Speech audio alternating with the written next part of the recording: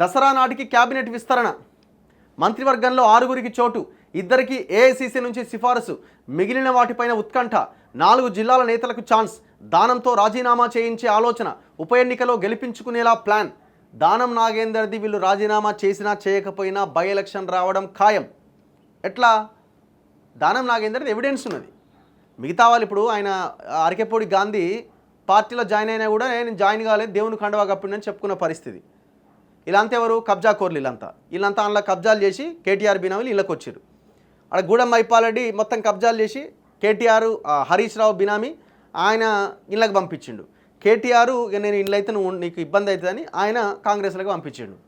మరి కాంగ్రెస్ వాళ్ళు ఎట్లా తీసుకున్నారు? మరి రేవంత్ రెడ్డికి తెలియదు అంటే అంత ఒకటే వీళ్ళంత బ్యాచ్ అంత కుమ్మక్క అయిపోయారు, అంత కొల్యూడ్ అయిపోయినారు. దాంట్లో మన రెండో ఆప్షనే కనిపిస్తలేదు మనకి. అయితే ఇప్పుడు దానం నాగేందర్ది ఏంటంటే ఆయన బీఆర్ఎస్ నుంచి గెలిచిండు ఎమ్మెల్యేగా.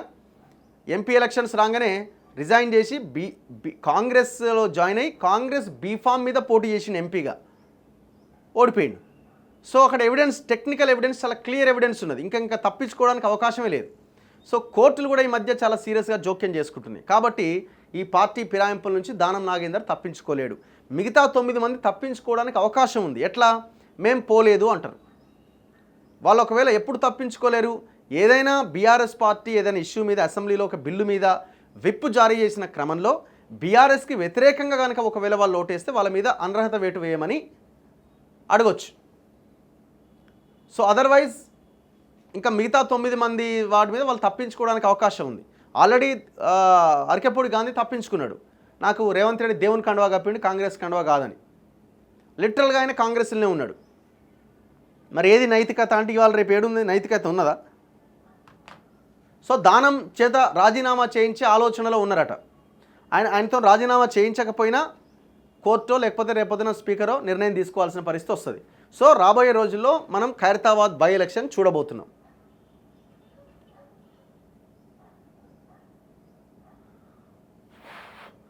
సో అయితే ఈ ఎవరెవరు మళ్ళా ఈ మంత్రివర్గంలో చోటు ఎవరెవరికి దక్కబోతున్నది?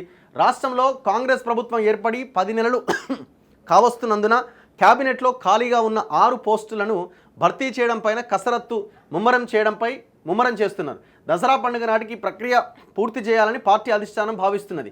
ఇప్పటికే ఏఐసీసీ, పీసీసీ మధ్య పలుమార్లు ఈ విషయంపైన చర్చలు జరిగినాయి. ఢిల్లీలోనూ CM Revanth Reddy, deputy CM, పలువురు మంత్రులతో అగ్రనేతలు చర్చించారు. ఈ భేటీల్లో కొంతమంది పేర్లు ఫిల్టర్ అయినాయట. ఫైనల్గా చర్చల తర్వాత ఏఐసీసీ పెద్దల ఆదేశాల మేరకు ఖరారు చేసి ప్రమాణ స్వీకారం చేయించే అవకాశాలు ఉన్నట్లు పార్టీ వర్గాల సమాచారం. హర్యానా, కాశ్మీర్ అసెంబ్లీ ఎన్నికలు పూర్తి కాగానే కేంద్ర రాష్ట్ర పార్టీ నేతలు తుది దశ చర్చలు జరిపి కొలిక్కి తెచ్చే ఛాన్స్ ఉన్నది.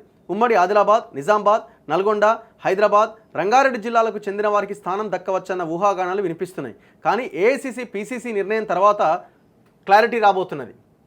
ఎవరెవరు? రాజగోపాల్ రెడ్డి ఆల్రెడీ వాళ్ళన్న మినిస్టరే, ఆయనకు వచ్చే అవకాశం ఉందట. గడ్డం వినోద్ అట, ఆదిలాబాద్.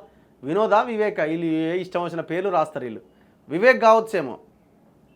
వివేక్ ఎమ్మెల్యే, వినోద్ ఎమ్మెల్యే, ఆయన కొడుకు వివేక్ కొడుకు ఎంపీ. ప్రేమ్ సాగర్ రావు ఆదిలాబాద్, బాలు నాయక్ నల్గొండ, రామచంద్ర నాయక్ వరంగల్, మల్రెడ్డి రంగారెడ్డి జిల్లా, సుదర్శన్ రెడ్డి నిజామాబాద్, దానం నాగేందర్ హైదరాబాద్, వాకిటి శ్రీహరి మహబూబ్ నగర్. ఇట్లా వీళ్ళ పేర్లు వినిపిస్తున్నాయట.